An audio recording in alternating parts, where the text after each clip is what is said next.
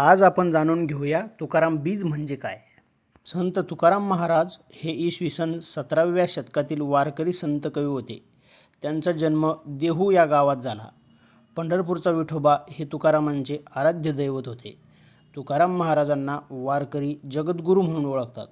वारकरी संप्रदायातल्या प्रवचन व कीर्तनाच्या शेवटी पुंडलिक वरदेव हरी विठ्ठल श्री ज्ञानदेव तुकाराम पंढरीनाथ महाराज की जय, जगद्गुरू तुकाराम महाराज की जय असा जयघोष करतात. तुकाराम महाराजांचं नाव तुकाराम बोलोबा अंबिले हे होतं. त्यांचा जन्म सोमवार 21 जानेवारी 1608 रोजी, वैकुंठगमन 19 मार्च 1650 रोजी म्हणजेच वयाच्या 42व्या वर्षी झाले.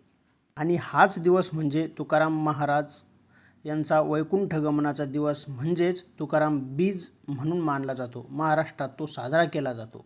आणि जेव्हा वैकुंठगमन चालू होतं तेव्हा महाराजांनी म्हटलेला अभंग होता, आम्ही जातो आमच्या गावा, आमचा राम राम घ्यावा, तुमची आमुची हेची भेटी, येथून या जन्मतुटी, आता असो द्यावी दया, तुमच्या लागतसे पाया, येता निजधामी कोणी, विठ्ठल विठ्ठल बोलावानी, रामकृष्णमुखी बोला, तुका जातो वैकुंठाला, तुका जातो वैकुंठाला.